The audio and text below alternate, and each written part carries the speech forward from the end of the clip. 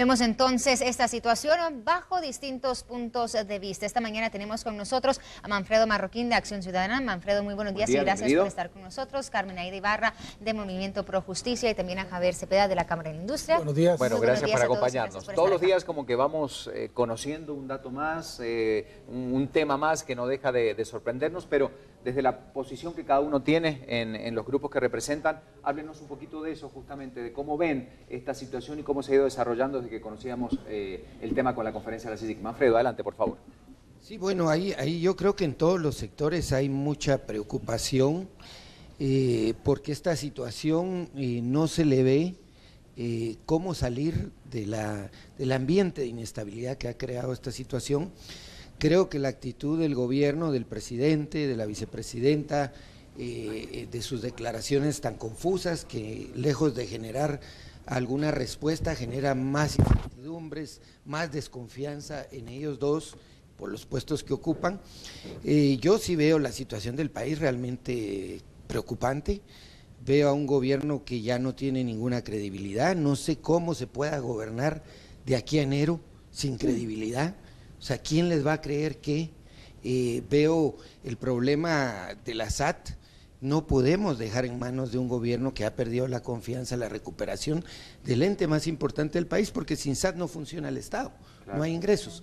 Entonces, yo sí veo que la sociedad se tiene que activar y tiene que ser propositiva para poder salir de esta crisis. Yo creo que dejar solo al gobierno en medio de la crisis simplemente nos va a seguir hundiendo cada día más. Carmen Aida, mientras más tratan de aclarar, parece que más se oscureciera el panorama en lo general cuando desde afuera observamos todo lo que hay allí. ¿Cuál es la posición de ustedes al respecto? Bueno, efectivamente a nosotros nos preocupa la mala administración de la crisis que ha tenido el organismo ejecutivo y el hecho mismo de que lejos de admitir que hay una crisis, que estamos entrando a una etapa de desestabilización, que se puede terminar de perder la gobernabilidad, que puede haber un estancamiento institucional y que se pueden poner en riesgo las elecciones, porque es lo que tenemos en puerta, vemos a un presidente o una vicepresidenta tratando de babosear, perdonen la expresión coloquial, a la opinión pública, mintiendo con situaciones como cuándo fue el regreso de la vicepresidenta. Es decir, es cierto que ella vino y finalmente dio la cara, pero en realidad no la dio, porque lo que dijo fue una sarta de mentiras sobre cuándo había llegado al país, cómo se habían dado las cosas, es decir, una serie de incoherencias, ni siquiera buenas mentiras. Entonces, pareciera ser que están con pánico, tienen razón en estar con pánico porque la opinión pública finalmente está creando un escenario de reclamo social importante y es porque si bien la gente no se moviliza aún por la cantidad de muertos y de víctimas de la violencia que tenemos al día, sí se moviliza cuando tocan eso tan esencial que es la corrupción, porque entonces ven a un binomio presidencial y ven a un conjunto de funcionarios que se están robando el dinero que debiera ser invertido en salud, en generar empleo, en mejorar la educación, en darle mejores oportunidades de vida a un montón de gente, particularmente a esos niños que a los 10 años ya son asesinos a sueldo. Entonces, los escenarios que vienen son muy negativos y preocupa el impacto que esto pueda tener en el proceso electoral. Bueno, y Carmen ahí toca un punto muy importante. Creo yo que lo que están haciendo es insultar al pueblo guatemalteco con esas mentiras, con todas esas declaraciones que dan tratando de burlarse realmente de nosotros y engañarnos. Tú bien lo mencionabas hoy, Javier, el video que se utilizó en una conferencia de prensa, también vemos anuncios que han lanzado ahora diciendo que por mandato del presidente se desarticula esta corrupción en la SAT. ¿Cómo vemos esto? Bueno, vamos a ver, en el caso particular de la captura de esta estructura como Cámara de Industria, vemos con muy buenos ojos ese operativo en conjunto entre la CICIG, el Ministerio Público y las instituciones de gobierno que participaron. Era algo que ya se venía escuchando, pero que no se había hecho todo este proceso y creemos que puede ser el principio, y ojalá sea el principio de un proceso de investigación que llegue hasta las últimas consecuencias, tanto a personas de funcionarios públicos como a empresas que puedan estar involucradas, que se llegue, que se les aplique la ley siempre y cuando se siga el debido proceso. Lo que vemos en función a lo que Carmen ahí decía es que sí, que efectivamente durante los 4 años ha habido una muy errática ejecución o actuación del gobierno. Por mencionar 2 ejemplos, la reforma tributaria pasa con una ejecución pero muy mala, y de hecho los resultados los vemos. El intento por reformar la Constitución, muy mala ejecución. Vemos en este caso, en esta crisis que ha sido la crisis del gobierno, en nuestro parecer ha sido la crisis más fuerte que ha tenido, también un mal manejo de la administración. Para muestra un botón, la conferencia del domingo, la conferencia de prensa del domingo de la vicepresidenta, al margen de lo que hablamos del video, del uso, y le sacaba de contexto ese video, el manejo de la conferencia, hasta la dejada de los papeles, o sea, una mala administración. Yo creo que sí, definitivamente hay un tema, cuanto no podemos negar, Guatemala está pasando por una crisis muy grande, no solo en términos institucionales, sino que en términos de confianza. La gente está cansada, sin embargo también es el momento de actuar con cordura. No es cuestión de comenzar a alborotar y crear mensajes en redes sociales que solo crean pánico a la población, y finalmente son mensajes que no son ciertos y que lo único que quieren es generar más caos. Hay que guardar la cordura, hay que actuar, hay que participar, hay que informarse, pero sí, sobre todo hay que guardar la cordura, porque lo importante es preservar la institucionalidad del Estado y poder salir de esta crisis lo mejor posible sin tener que volver a situaciones como las del pasado. Bueno, finalmente, Adriel, el presidente hablaba. Vamos a escuchar parte de sus declaraciones, siempre con la intención fundamental de explicar la situación de la conferencia de la vicepresidenta Roxana Valdetti el pasado fin de semana. Esto decía el presidente de la República. Lo escuchamos, parte de lo que decía. Ya lo dijo, y mire, se los vuelvo a repetir, ya lo dijo el fiscal general, ya lo dijo el fiscal de la CICIG en una pregunta que algún de ustedes se la hizo. Y la pregunta fue si por la cercanía había alguna relación, y la respuesta fue categórica, ya lo dije, fue contundente. La cercanía no implica ninguna relación, no hay comparación, porque lo que hizo el Congreso fue, al final el Congreso fue que Meyer renunció de la presidencia, pero no renunció de diputado. Ustedes vieron que Meyer siguió como diputado. Aquí lo que hubo fue una falta de comunicación y entendimientos. Y vuelvo a insistir, no me quiero extender en ese tema. Yo asumo mi parte de responsabilidad, que no chequeé los reportes que me hicieron llegar en su momento. Cuando yo hablé con la vicepresidenta la última vez, para ella era día viernes ya. En medio de las circunstancias que estaban, yo no le puse atención y no lo leí. Primero lo que hizo fue venir, ponerse al día, enterarse un poco y también reponerse del viaje, que era, ustedes ya saben, es un viaje cansado. Esto es parte, porque en realidad la otra vez cuando con un analista veíamos el porqué de la importancia, la llegada, decía, ¿por qué tanta insistencia en conocer desde el punto de vista legal el horario y el día de llegada a la vicepresidenta? Y obviamente sí revestía una gran cantidad de importancia este dato, pero seguimos dando vuelta en esto y pensamos, bueno, en esto que sale a decir el presidente varios días después con la intención de aclarar, nos deja más dudas que respuestas concretas, ¿verdad, Manfredo? Totalmente. En primer lugar, se nota el nerviosismo. Cuando uno está en un esquema de mentiras, evidentemente no puede ocultar. Está hablando del fiscal general, no tenemos un fiscal general, tenemos una fiscal general. En segundo lugar, un fiscal en una investigación recién iniciada no puede dar por concluido nada, y eso lo sabe hasta el que empieza a estudiar Derecho el primer año, o alguien avanzado en básicos. O sea, no puede él estar diciendo que ya la vicepresidenta está desligada del caso por una declaración del fiscal de la Fiscalía Anticorrupción. O sea, la utilización burda de esas declaraciones sí parece una ofensa ya para todos. Yo creo que realmente, lejos de aclarar, ofende al público. No nos pueden dar a tol con el dedo así de fácil, y realmente cada vez que salen a hacer estas declaraciones lo que más generan es más indignación. Realmente Guatemala está en una crisis ya realmente de cuidados intensivos. Tenemos un Congreso que no funciona, no ha funcionado desde enero. Tenemos un sistema de justicia que cuando funciona es para garantizar impunidad a los delincuentes, como lo hizo la jueza con liberar, dar caución, cárcel preventiva, dar medida sustitutiva a estos 3 implicados. con un monto ridículo en comparación a lo estafado por el Estado, diciendo que es un caso de bajo impacto social, cuando el Estado está en quiebra virtualmente. O sea, aquí lo que ves realmente es que estamos gobernados por la mediocridad, por la mafia, y Guatemala de verdad no se merece seguir en este esquema. Nosotros necesitamos despertar, no nos pueden seguir engañando de esa forma tan burda.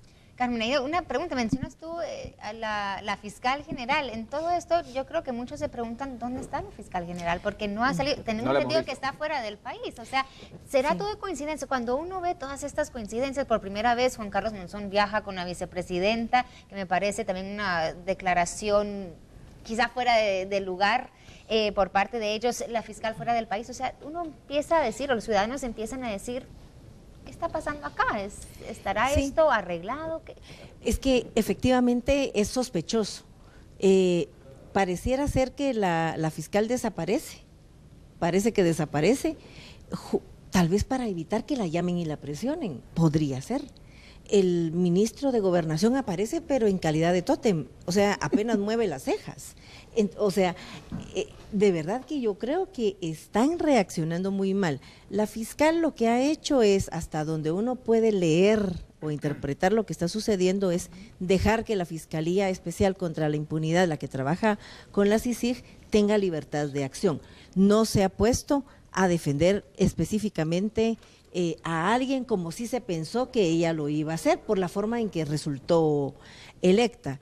El fiscal que lleva el caso, Shahad, precisamente anoche en Guatevisión, fue muy claro al decir que la investigación continúa y que si bien la vicepresidenta no ha aparecido implicada de momento en esta estructura, todavía tienen que ponerle nombre y apellido a esos seudónimos o apodos que se utilizan en las grabaciones. Él no descartó nada. Entonces, sí, efectivamente, pareciera ser que hay muchas cosas todavía sin aclarar. ¿Tenemos esperanza que se puedan llegar a aclarar? Ese es el tema. Con el correr de los días, evidencias que a lo mejor desaparecen. La acción de la jueza que o sea, la acción de esta jueza, un caso que ha sido el de mayor impacto social, yo creo, desde que se restablece nuevamente la democracia, donde hay elecciones. Así es. Entonces, yo creo que no hay que perder la esperanza. No. Yo creo que no hay que perder la esperanza. Lo peor que nos puede pasar en este momento de crisis es perder la esperanza y tirar toda la borda. Yo sí creo seguir presionando para que las cosas se aclaren. Hay que seguir presionando. Se le mira al presidente en sus declaraciones molesto. Evidentemente está molesto porque se le pregunta, pero creo yo que la pregunta es ¿quién es el molesto? Es la población la que está molesta. En este momento la población es la que está molesta. Yo coincido con Carmen Aide en función de que hay que esperar este proceso. Yo creo que esta es la punta del iceberg. Y va a ser una prueba para la CICIG, para el MP, para el OJ, para todos, para el organismo judicial, porque esto es el principio de un proceso.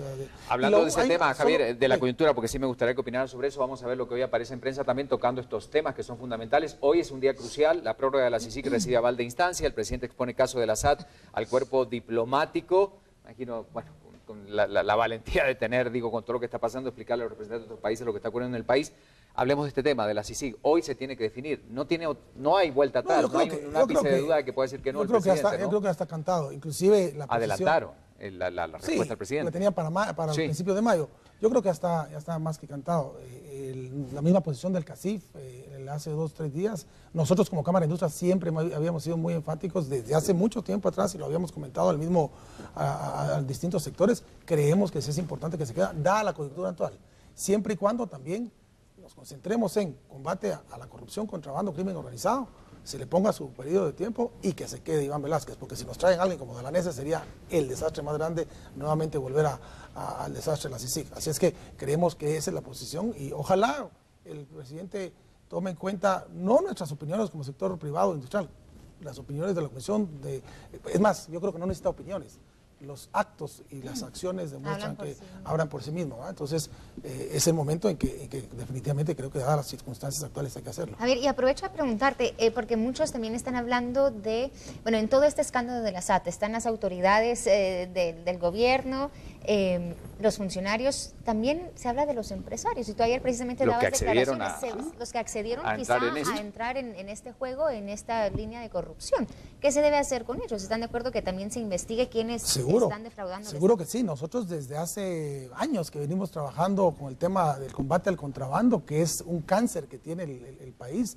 No solo es algo que le afecta a los empresarios, es algo que, aparte de ser la competencia legal más grande que tiene el país, lo hemos dicho que pone en riesgo la seguridad y la salud de los guatemaltecos. Sí creemos que tanto en el contrabando como en la corrupción, como en cualquier acción que esté fuera de la ley, si hay empresarios involucrados que sean sometidos al debido proceso y si son encontrados culpables, que también se sometan a la ley, que les carga el peso de la justicia. No hay privilegios para nadie. Ya deberíamos de estar pensando totalmente distinto, que como yo represento a un sector, entonces no quiero que alguien esté fuera de la ley. No, como cámaras no somos responsables de lo que las empresas hacen en lo particular. Nosotros tratamos de ver cómo fortalecemos, profesionalizamos, mejoramos la competitividad de nuestro sector o del sector empresarial, pero no somos responsables de lo que cada empresario puede hacer con sus distintas... Estamos a días del llamado a elecciones. Carmen Aida decía recién, hay temor por lo que pueda llegar a ocurrir o poner en riesgo las elecciones. Veamos esto que también hoy aparecía, hay temor del Tribunal Supremo Electoral al abstencionismo. Obviamente, en esta revuelta que hay, esta noticia hoy aparecía en Prensa Libre haciendo un comparativo del desinterés en los comicios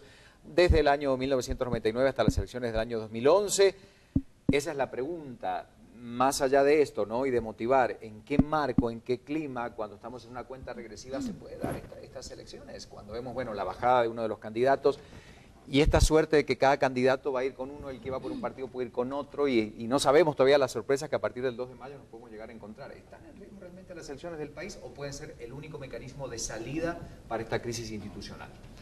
Yo creo que están en riesgo en el sentido que una elección no se puede desarrollar con actores que no gozan de la confianza ciudadana.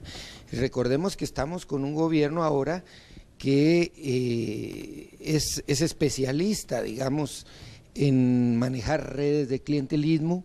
Todavía no sabemos si van a tener candidato oficial, pero si no tienen, ¿a quién van a apoyar? ¿Y con qué recursos del Estado se va a apoyar eso? Yo creo que sí es un grandísimo riesgo entrar a unas elecciones con un gobierno sumamente cuestionado, sin credibilidad.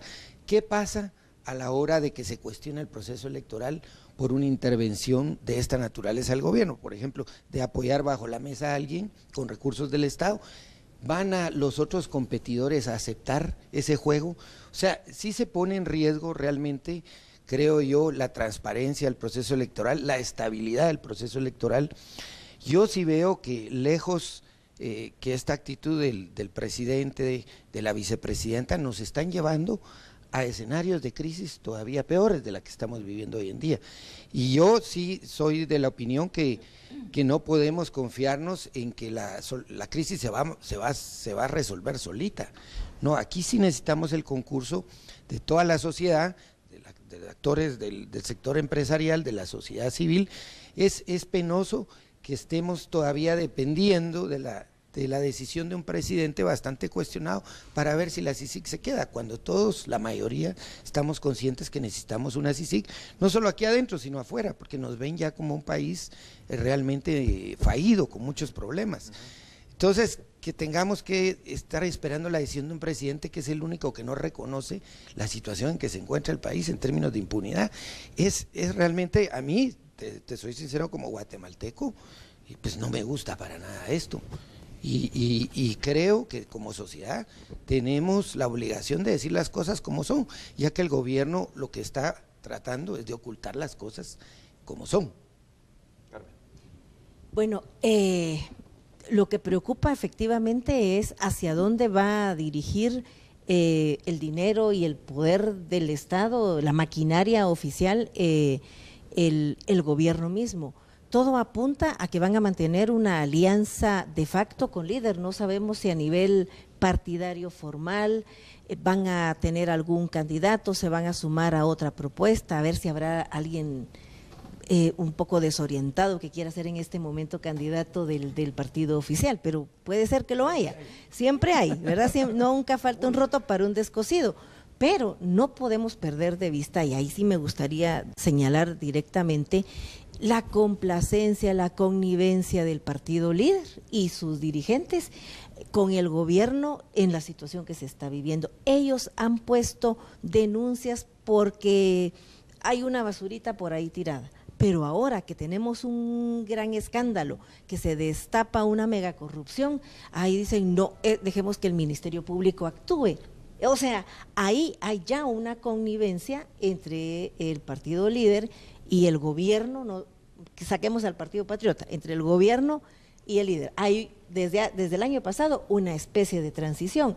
Negociaron las Cortes, negociaron parte del Tribunal Supremo Electoral. Hay por lo menos 2 magistrados del Tribunal Supremo Electoral al servicio del líder y del Partido Patriota. Tienen jueces, tienen una serie de puestos cooptados. Hay ya una connivencia, no nos perdamos tampoco en esto. Recordemos, a lo largo de los últimos años, por cualquier estornudo, los del líder van a poner una denuncia. Ahora simplemente dicen, no, el Ministerio Público. Han estado muy callados. Esa es una señal más que es inequívoca. Entonces, no importa al final quién vaya con el Partido Patriota, el gobierno o la cúpula del gobierno que necesita resguardarse ya tiene un acuerdo con Manuel Valdizón y el partido líder para resguardarse después del 14 a las 14. Yo quisiera ahora preguntar un poco acerca de la captura de Juan Carlos Monzón, porque desde ayer se habla que ya el Interpol, bueno, lo ha ubicado en Honduras, después de 6 días de estar viajando, está en Honduras. Ahora información que sale ahorita en las redes sociales y muchos medios de comunicación informando también que es posible que se esté ahorita o que Juan Carlos Monzón negociando su entrega a las autoridades. Manfredo, ¿qué podría estar negociando? O sea, Juan Carlos Monzón, o sea, podría ser, porque muchos ayer opinaban también, lo que está pasando con Monzón es una jugada ya planificada, él entregarse a las autoridades como para quizá darle una salida también con medidas sustitutivas como hicieron con estos 6 implicados. Sí, mira, yo creo que alguien como él, que estaba en el corazón del poder, él sabe los controles que tiene el gobierno de las instituciones. Sabe los soportes que tiene el organismo judicial, porque ellos negociaron la llegada de y sabe lo que él también sabe. Claro, sabe lo que él sabe. Entonces, él tiene mucho poder, es un prófugo con un poder inmenso. Entonces, él sabe que está en condiciones de negociar con el gobierno.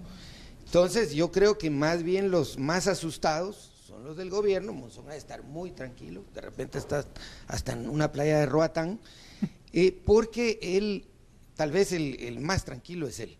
Yo creo que esto encierra todo ese círculo de impunidad, la actitud de él, de estar prófugo, digamos, entre comillas, y en un país tan cercano. ¿Por qué escogió Honduras? Claro. O sea, si se pudo haber ido a cualquier otro lado. Claro. Entonces, yo sí ahí creo que toda esta fuga también es medio sospechosa, ¿verdad? Que es prófugo, es entre comillas, creo que es una huida pactada, y al final yo creo que todo esto responde a esa comodidad que ellos tienen de que tienen control en las Cortes. Claro. Se hizo saber con la decisión de esta jueza de darles la libertad condicionada a estas personas.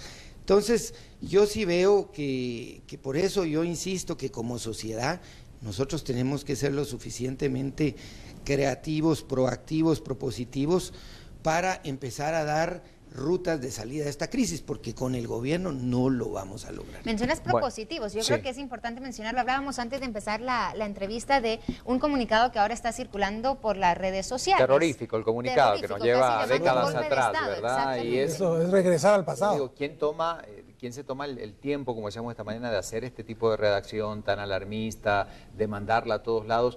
Y aunque no creamos, uno que sabe dice, bueno, no hay que prestarle atención, pero genera ruido. Genera ruido, pues tenemos, mira esto que me llegó, y uno no lo termina de leer, ya lee un poco el asunto y ya empieza a generar un pánico generalizado. Para que usted sepa de esto que está circulando, de un posible movimiento o acción de paro el próximo lunes, ¿cómo reaccionar ante eso? Como con acciones bélicas, ¿verdad? Sí, con acciones bélicas, y cómo reaccionar y qué hacer y qué no hacer, ¿no? Mira, yo creo que así como en otros sectores o en otras áreas hay personas que están interesadas en mantener la conflictividad del desarrollo, particularmente en el interior del país, Hay personas que también lo que les interesa es mantener la inestabilidad, mantener el caos, la inseguridad en la población, y estas son algunas de las herramientas que usan, pero hay que hacer el llamado a la población para que no se deje alarmar nuevamente. Guardemos la cordura, informémonos bien. Yo ayer recibía cabalmente la llamada de unas personas en relación a este documento que está circulando desde WhatsApp hasta redes sociales. Creo que hay que ser muy cautos, no hay que caer en la trampa, porque hay gente con malintencionada, no quiero llamarle ni siquiera guatemaltecos, porque no lo creo que sean guatemaltecos, aunque hayan nacido en el país, que quieren mantener ese caos y esa inestabilidad en el país. Yo creo que... ¿Podría ser el mismo gobierno detrás de esto? Algunas personas están opinando eso. ¿Qué es lo que nos preocupa del sábado? ¿Qué piensan ustedes?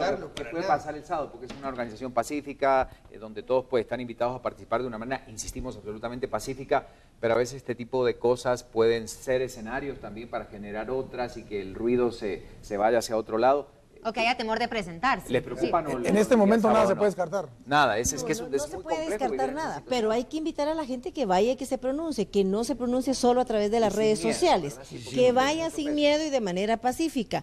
Los imponderables siempre existen y puede haber, obviamente no se puede descartar que algunos lleguen a ser problema.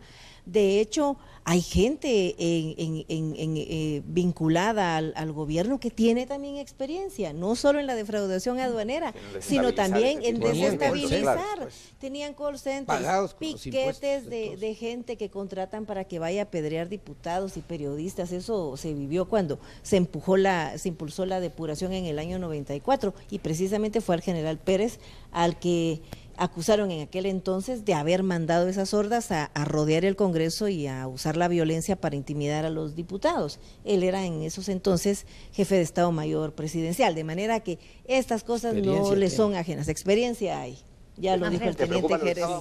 Mira, yo creo que hay varias cosas que se van a poner a prueba el sábado. La primera es el poder de convocatoria de las redes sociales, porque sí hay una gran expectativa de que pueda ser una convocatoria alta.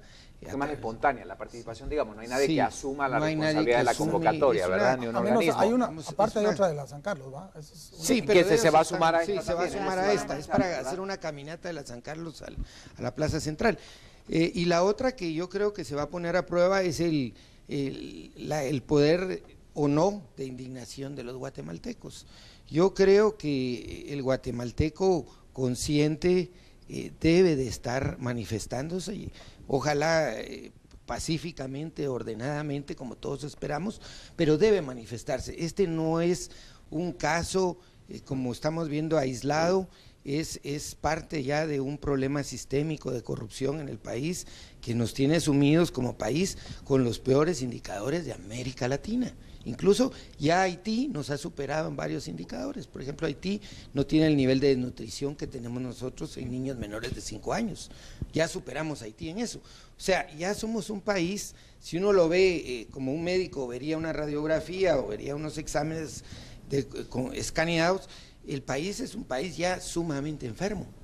Entonces ya vamos a seguir así si no hay capacidad de demostrar como ciudadanos que no estamos felices con lo que tenemos y que no estamos dispuestos a tolerar abusos de poder como los que se están cometiendo. Cerramos contigo, Javier, en relación a lo del sábado. ¿Te preocupa o no desde el punto de vista empresarial? Nosotros siempre hemos sido muy abiertos y muy claros en que los guatemaltecos a cualquier nivel, a cualquier tipo de pensamiento tienen el derecho libre a manifestar, siempre y cuando se respeten las leyes y, como bien decía Carmen Aida y Mafredo, dentro del marco de una expresión pacífica.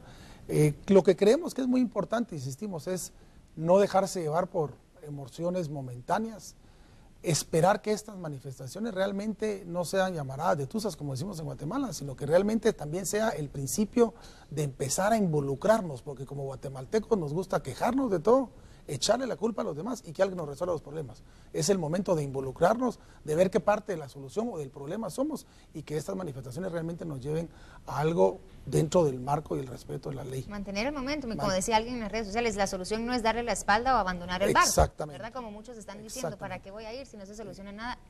Dicen, la solución no es esa. Y yo sí creo que a diferencia de otros momentos históricos o de noticias, este no es una noticia que va a ser de una semana. De hecho, ya vamos por la semana. Esto es un tema que va a seguir en las próximas semanas. Van a haber sorpresas, creo yo, a mi juicio, porque está en todo el proceso de investigación. A raíz de las escuchas se va a saber más información, a raíz de los allanamientos se va a saber más información. O sea, estamos empezando algo en el cual tenemos que tener la cordura de darle seguimiento y llegar hasta las últimas consecuencias dentro del marco de la ley, sin hacer cosas descabelladas y sin perder el control. No, y hay una realidad mediática muy distinta hoy, donde hoy tenemos acceso a las investigaciones. Seguro. Día con día, todo lo que sale, o sea, no es como antes, que a lo mejor podría haber más o no control de lo que se dice o no. Hoy tenemos acceso a todo lo que está pasando casi al instante, ¿verdad? Entonces, eso indudablemente ayuda y mucho. Si me permites, me voy a salir un poquito de esto, pero voy a regresar al principio de los temas de algo que ha quedado en el aire de qué es y cómo funciona la famosa CONACON. De hecho, hoy no existe la Comisión Nacional de Combate al Contrabando porque su acuerdo gubernativo venció en marzo. Pero la CONACON no era tampoco una oficina privada donde se manejaba información confidencial y estratégica. No, era un acuerdo gubernativo donde presidía la vicepresidencia y habían 6, 8, 10 funcionarios de gobierno, estaban la SAT, estaban los ministros de distintas instituciones de gobierno y éramos 6 instituciones del sector privado como invitados que íbamos a escuchar opiniones o llegamos a poner reportes o información que nos daba de lo que estaba haciendo contra el contrabando. ¿Pero se hizo algo alguna vez? Mira, vamos a hacer algo. También no fue una creación de este gobierno. Eso se creó en el gobierno de Óscar Bechet, se modificó en el gobierno de Álvaro Colón. En el gobierno de Álvaro Colón hubo 4 o 5 reuniones. En esta, digámoslo, lo que había era que había una reunión por lo menos al mes. Se reportaba, y así como se hizo ese comentario en ese video, que era un comentario positivo, hubo muchos más comentarios negativos y exigiendo resultados, porque los resultados verdaderos del combate al contrabando no se tenían. Ahora, entre no tener nada y esto, yo sí puedo decir que algo se obtuvo mínimamente, pero no es que no era un club privado ni una oficina secreta que manejaba información de inteligencia, no era así. Era una reunión abierta hasta para los medios. Y el papel de Juan Carlos Monzón ahí era únicamente recibir instrucciones de la señora vicepresidenta. Pero ahora, claro, en un marco de confianza, cuando el escenario cambia, pues se pierde. Pero tan insignificante era esta, disculpa, yo así lo veo, esta comisión, que ni siquiera yo ayer me puse a ver el organigrama del organismo del Estado, y ni siquiera aparece esa comisión bajo... Es que no es una institución, es que es el problema, no es una institución. Entonces, es un ente creado con un acuerdo, y eso, es parte de lo que nosotros estábamos luchando. Era algo que queríamos que se volviera institucional, que no dependa de un gobierno de turno ni un funcionario de turno. Y la CONACON, solo para aclarar, para las personas que mencionan CONACON es la Comisión Nacional contra el Contrabando, que estaba liderada por la vicepresidenta Roxana Báez. Una última pregunta, porque ya se nos fue el tiempo, les dije 15, llevamos media hora. Me dicen sí o no, yo sé que a ustedes les cuesta un sí o un no. No les voy a preguntar si debería o no renunciar. ¿Serviría dentro del proceso, en el proceso de aclaración, en el marco de institucionalidad y todo lo demás, que se separara del cargo la vicepresidenta de la República? ¿Aportaría o no, Manfredo? Yo creo que es la única salida a la crisis que tienen ellos. No es para resolver la crisis nacional, pero para ellos ayudaría muchísimo. Que renunciara. Claro, no veo otra. Sí, ayuda, contribuye que ella renuncie. Probablemente contribuye a bajar la efervescencia del ambiente electoral, pero no creo que sea la solución de fondo. Bueno, muchísimas gracias por acompañarnos esta mañana, 8 de la mañana con 14 minutos, tema que vamos a seguir abordando y los analistas acompañándonos y seguiremos hablando, como bien decía Javier, de este tema. Va a ser un tema que está con nosotros por muchas semanas, pero nosotros tenemos que seguir con más esta mañana. Hacemos una pausa, ya volvemos, no se vayan.